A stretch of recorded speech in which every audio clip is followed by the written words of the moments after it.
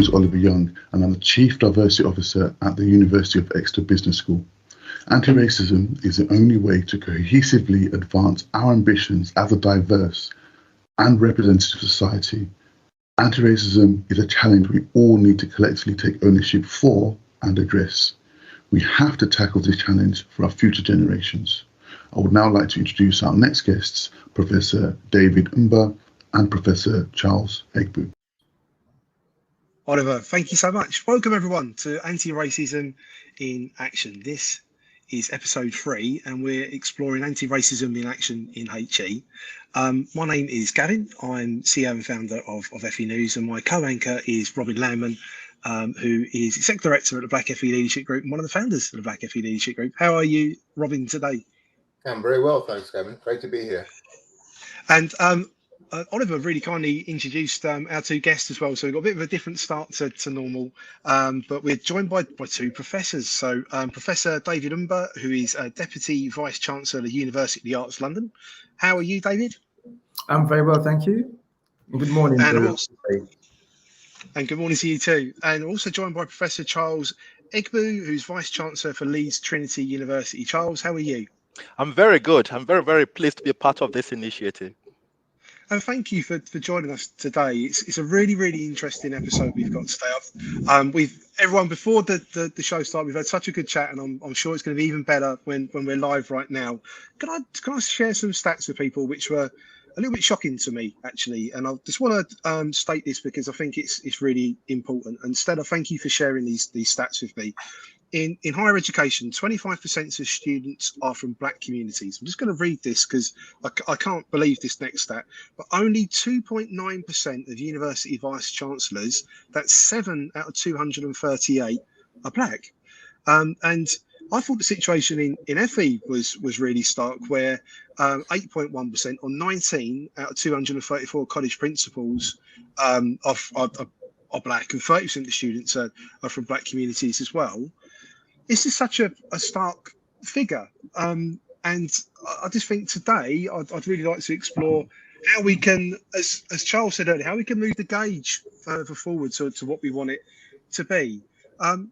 Robin, what do you think is the major challenge that we need to be seeing around all parts of education, particularly in higher education, to be able to then to address these numbers, because they're pretty stark, and it's something which has been going on for a really long time. How can we move this forward sustainably in the long term? I think, Gavin, that the issue is basically identical in all 3 phases of education. We have a perception, a very old-fashioned perception, that the country is dealing with a tiny minority of Black and minority ethnic citizens, when in fact we're moving all the way up and up in terms of representation. And that figure of the student representation in HE is similar to the representation in schools and in FE. And until boards do the appointing, change their perception of what leadership looks like, we're going to have this problem continuing. So I think the onus is on organizations, on the institutions themselves, to take a hard look at their basic at where their income comes from, and to think in terms of the social justice issues that the country needs. Because basically, as Stella said quite often, it's not just the minority groups that are held back by racism, it's the whole country. And that 25% represents the future for the working population of the UK. So if we don't give them the chance to contribute 100% of their talent, then the country suffers. Yeah, 100%. And yeah, this the opening statement from Oliver. He was talking about the future there, wasn't he? You know, and he is the future coming through. David, can I go to you now? What do you think is the particular race equality opportunities and challenges in HE in general across all of higher education? Thank you. Thanks, Gavin. And again, also thank you very much for inviting me. If I can just touch on what Robin has just said, because I think Robin makes a really very good point about the demography. And yes, at present, there's comparative, I think for HE is 27% that are Black and minority ethnic students. By 2030, there are going to be 300,000 more places in HE. And reports have shown that that growth, the majority of that growth, is going to be from Black and minority ethnic students. In London, 75% of students by 2030, 75% will be non-white. So the land, is changing. The demography is changing, and so the urgency now, as Robin has highlighted, is absolutely important. So coming back to your question around, I'll begin with challenges if you don't mind. Yeah. I mean the challenges are quite clear.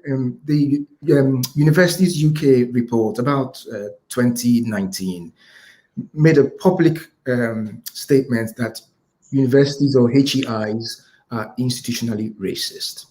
That's a clear statement. And essentially what it's saying is that at present, the system is perpetuating systematic racism. Now, when you look beneath that, what's behind that? What's the evidence to support that? It's the awarding gap. So, all students going to university, typically majority have kind of a similar tariffs or a tariff band, but by the time they graduate, the gap, the awarding gap, i.e. the students who end up with a first class or 2-1, there's a stark difference between what white students get and what Black and minority ethnic students end up with. It's a huge gap.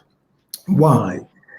Then you begin to look also beneath the bonnet as to what else is happening. There's significant racial harassment of students within the universities. Again, published by Universities UK and a couple of other institutional reports. And also there's something about belonging and whether Black and minority ethnic students feel they belong in institutions where they have no role models or professors, like you identified, Gavin, you talked about leadership. This very small numbers in leadership. The same can be translated to professors. So it's that sense of belonging, that sense of an inclusive environment that is absolutely key to trying to address some of these challenges. So those are the challenges. So opportunity. I'm going to make specific reference to the Advanced HE's Race Equality Charter, which is a charter which is there to help institutions make progress against addressing things like racism and being anti-racist in their policies and approach. And I think it's a great initiative. It's a good starting point. Should point out that not all universities have been able to get a charter. I think only 17 universities have got the charter, 17 or 19 out of 156, 157. So there's still work to be done in that respect. But I suppose what disappoints me most is if I compare the Race Equality Charter with the Athena Swan Charter. When the Athena Swan Charter was initiated around gender parity, the funding institutions for HE supported it and insisted that universities had to adopt this charter to be able to qualify for funding. Hey-ho, we're in a position where there's an excellent initiative that Advanced HE have put together, but yet we don't have the same kind of traction from funding bodies that would absolutely cause a change in culture. So I think the opportunity lies with what Advanced HE has begun on the Race Equality Charter. That's really interesting about that you've raised the point about the funding. Funding highlights things which is seen by policymakers and influencers as important, isn't it? If it is funded or is incentivized, then positive change. And that's really, really interesting. Charles, you've been so patient. Thank you. Could you share some of your thoughts around race equality opportunities and the challenges for higher education? Gavin, thank you so much, and good to be part of this program. I think my colleagues Robin and David have intimated some of the key issues. I think it's good to see a good number of the Black, minority ethnic and people of color come into the higher education. We have increasingly seen the number in the last 8 to 10 years. It's good.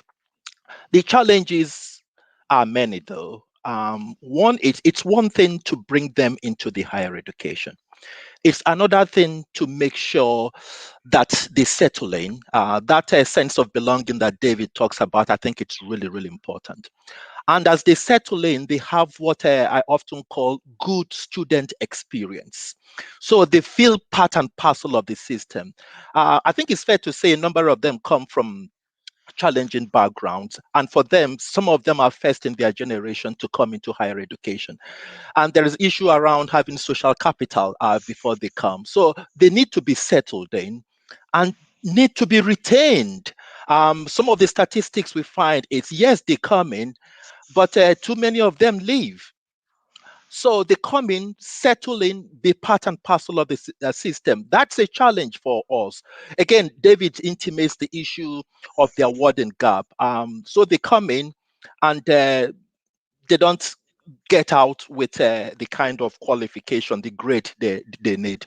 There's other thing to be said though, because if we want to do this well, and I think Robin intimates that, the leadership role universities and higher education plays is so important. Leaders like myself and David and Robin and others need to set the right tone to make sure people understand that we have students and we need to treat them as students and learners, and we are in a place where inclusivity and diversity, I think it's important. We also need to ask ourselves, because there's the importance of pipeline. So if you're thinking about the professors, the associate professors, and the vice chancellors of tomorrow, you need to ask yourself, where are they going to come from? If you don't retain them, then there's issue of pipeline. I also have to talk about the other important issue of working with appropriate data sets, because too often while the emotion comes in and people are aware of it, they go back and tell you, well, where's the data to show me that it's not going well? So we need to be very, very clear that as leaders and as part of setting the tone, we work on data. The final point I think I'd like to say around the challenges, it's whilst we are looking at this, we also need to be putting in place policies, structures that allow visibility, are with me, and opportunity for redress that is really, really well seen. Again, David talks about harassment. These are very, very socially embedded issues, very difficult to tackle. It's only when you have something that is visible that gives people confidence that it's there to be able to find out those who are not cooperating in line with the values of the university, and things will have to be done if people go contrary to that. Now, in terms of the opportunities, one big opportunity is around, yes, we're beginning to get the numbers. David very, very clearly said that the future looks bright in terms of attracting people of color, those from the minoritized community. But it's also important to then ask the question, what are our strategic alignments as leaders?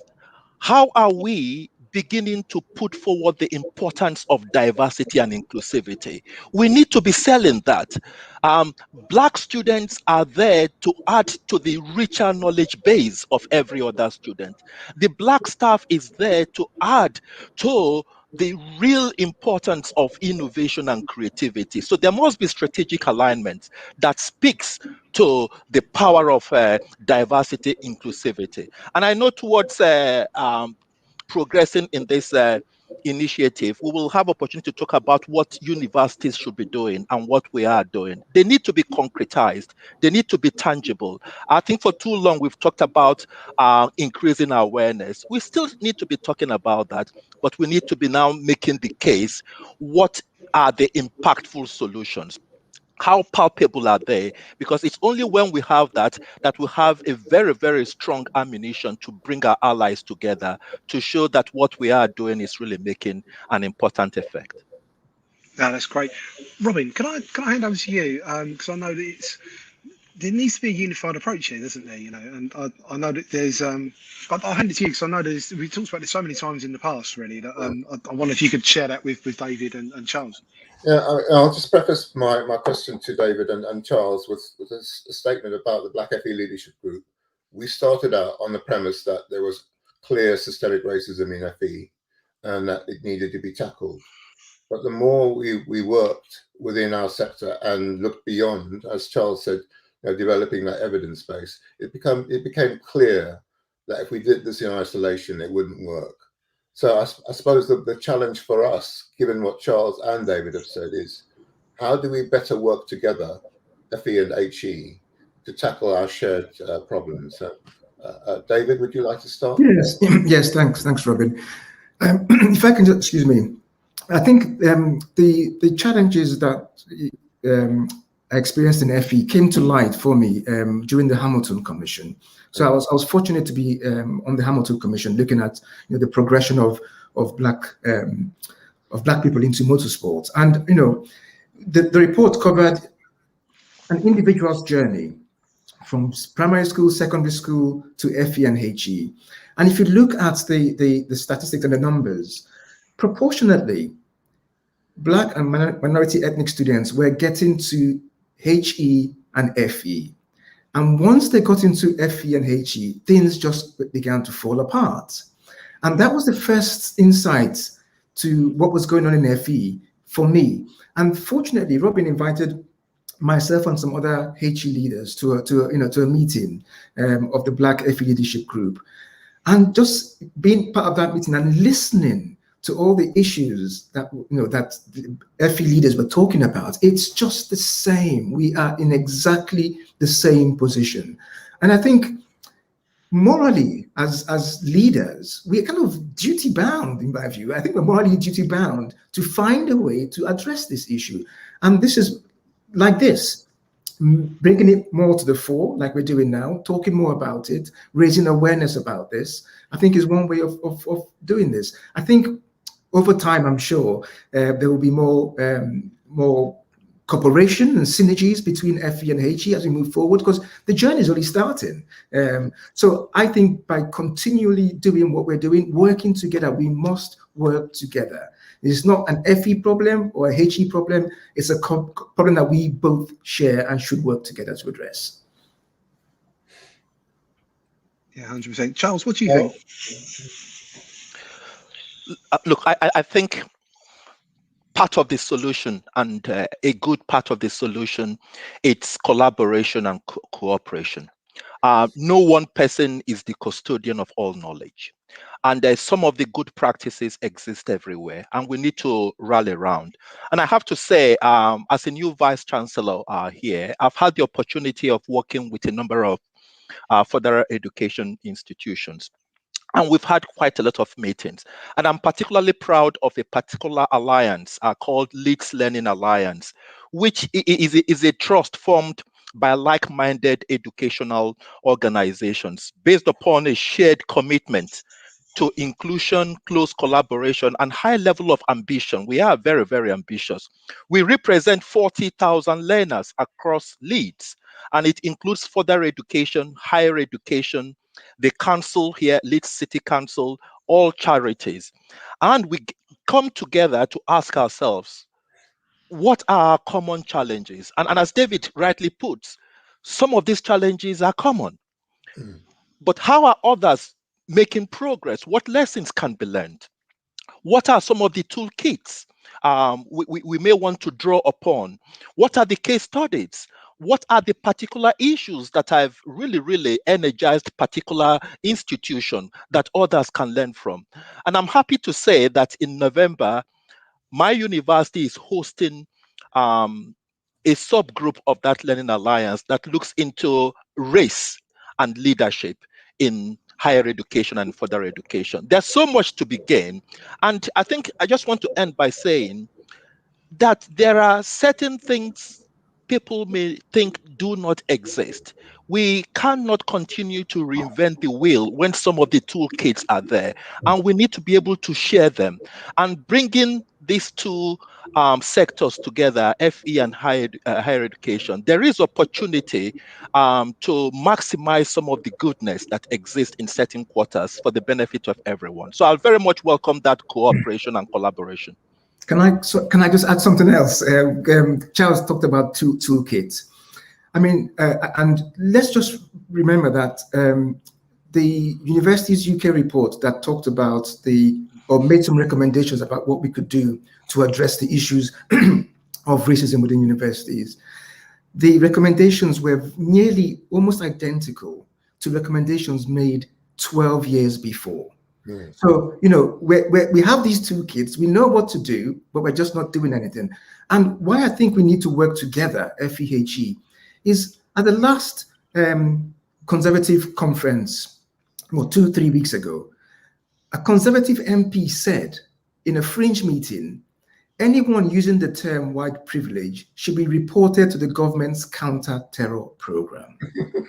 Now, we got to be mindful what, the task ahead of us, and the fact that the unified approach to addressing this is critical in getting the kind of traction we need to change this type of resistance that we may face going forward.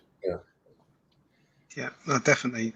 And the boundaries have blurred between FE and HE for a long time now, haven't they? And we've all got to be able to work together. It's pipeline for learners, but how can we do pipeline for positive change? But time's really flying. We nearly can't. I wanted to ask each one of you around different schemes that you're doing in your individual universities. David, could you quickly share some things which you're doing in UAL? Yes. At the moment? Yes, so at the University of the Arts London. So we have published an anti-racist strategy, and we've made it publicly available. We've set KPIs in terms of what we're going to do as part of this strategy.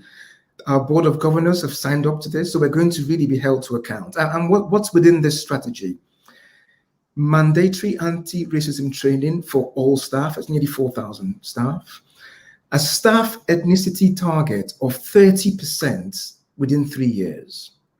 So not many institutions can put a number or figure to what they want to achieve in terms of the demography of their staff, and to publicly publish how we're progressing towards that to achieve that goal. So, I'm really proud that, my institution has done that. We're also clearly going to be aligning our anti-racism action plan with the access and participation plan, excellent. But, in the end, it goes down to policies and down to culture. We have a leader, a Vice Chancellor, James Bonnell, who has social purpose very much on his agenda, which is fantastic. And that is going to clearly filter all the way down. So much so that we even have policies that for every academic promotion panel, there must be a Black or minority ethnic member of staff. So it begins at the very top, but begins to trickle all the way down in terms of policies, processes, expectations, and culture. So in addition to all that, we have decolonizing the curriculum agenda. I mean, there's a lot going on, and we have executive representation. So there's somebody tasked with driving this at the executive board. So that just outlines some of the actions we're taking, but it's first and foremost is publishing our anti-racist strategy with KPIs, making it publicly available so we can be held to account. That's really cool. Charles, how about you? And I'm sorry, we're really, the time's flying. We could, I think, it's such a big topic. We could spend forever talking about this, actually. It's really, really good to hear what David has just informed us on. And as a Vice Chancellor, I take the view that we must show real leadership, concrete leadership. Yes, policies are good and they should be there. Systems should be there, but and culture needs to be one that is inclusive. But we need to do something bold. I'm pleased to say in my university, we are the first university in the whole of West Yorkshire to get the race equality Charter Bronze Mark. I think it's pleasing, and that shows that we have identified that we have a problem. We are putting things in place. I'm also pleased to say that we will be one of 2 or 3 universities in the United Kingdom to set up what I call an Office of Institutional Equity. I am removing EDI from HR, and that is a bold move. And I'm putting it personally on its own. And the director, which we have appointed, will sit on the executive and report to me directly, and they will use a lens to look at all the decisions made, including decisions made in HR around EDI. That is really, really important. It has to be really, really bold and concrete. We have created and embedded a compulsory model on race equality for all first-year students. Compulsory. Are with me? I think it's important. We are working with the police as part of our apprenticeships to make sure that where there's need for positive action and it's within the legal framework, we need to do that. These are really, really tangible and positive things.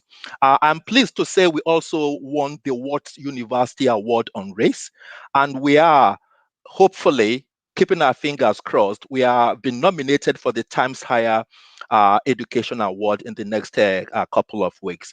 I think we need to be very, very bold and clear that yes, it's good to have the system and processes because it gives you something to fall back on, but measuring instruments that allows us to do that is important. I just want to end by saying one thing.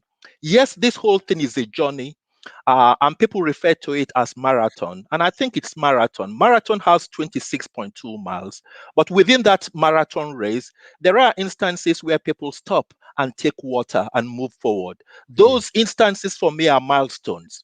And those milestones need to be meaningful, need to be concretized, and we need to take the leaders to task because they not only have obligations, they have responsibility, they have accountability, and with the authority vested in them, they need to be called to account. So I'm all for making sure that this is meaningful to all.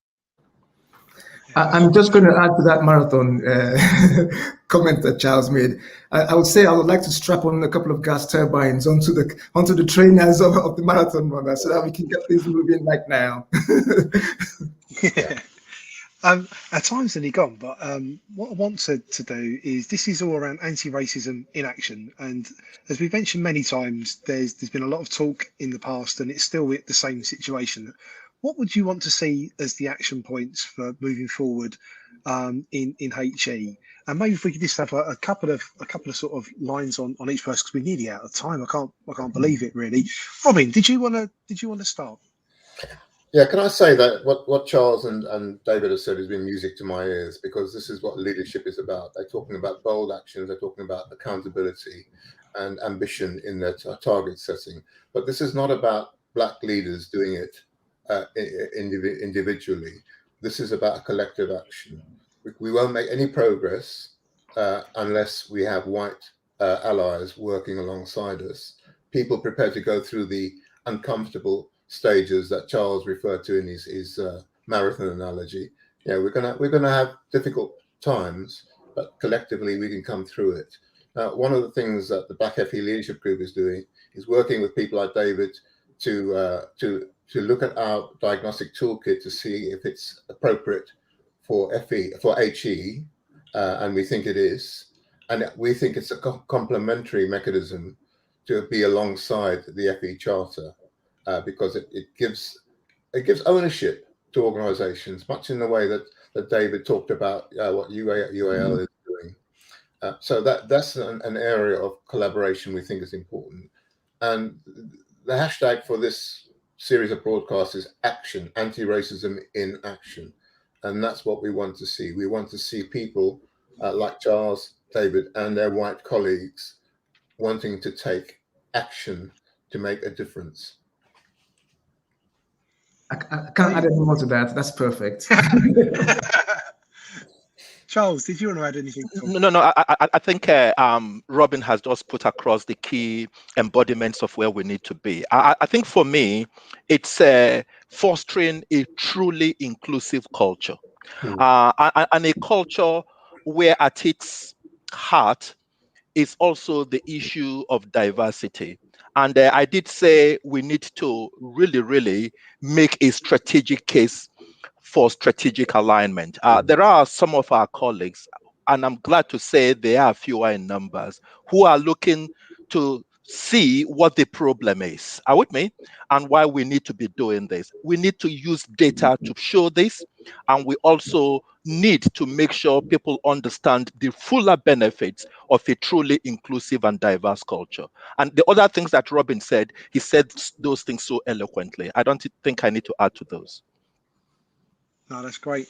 Thank you everyone for today. I think it's really, really important that we look at all different parts of the education sector, of how we can sort of drive forward this change. And David, I think it's really interesting as well that you worked, if people don't know that the Hamilton Report is the Lewis Hamilton Report around increasing diversity in motorsport. And I think that's really interesting to be able to inspire different learners of the future, to be able to get into different fields, is not only to have diversity in leadership, but also to also be influenced by influencers as well. I think is really interesting as well. Our time is totally gone, and I just wanted to say thank you everyone for joining us today. This is a collective, and as everyone said, this is for everybody. This is for everyone to be able to make positive change. And thank you for watching and listening in and watching this on playback. It's important for you to be the part of this. No one can do this on their own. No one's got all the solutions. So thank you for listening in. Robin, as always, thank you so much for all of your help with this over this episode and more. This is a total collaboration between the Black FE Leadership Group and FE News. Stella, thank you so much for your help in the background of bringing this all together. You're absolutely working your socks off again, so thank you. David and Charles, thank you so much for joining us as well. In the background of FE News, Leah, thank you for managing the show, bringing it all together. Kelly, thank you for all the stuff in the background as well, and Finley. We couldn't do it all without you. And thank you everyone for joining us. But this is a part 3 of 9. So next week on Monday, I'm going to be joined by Amajit, and we're going to be looking at anti-racism in Wales. So join us next Monday, 9:30 live, or for the rest of the day on Catch Up. We look forward to seeing you soon. Thank you, everyone. And together, only together, can we come up with these solutions. So thank you for everyone. Thank you very much. Thank you. Bye-bye. Thank you.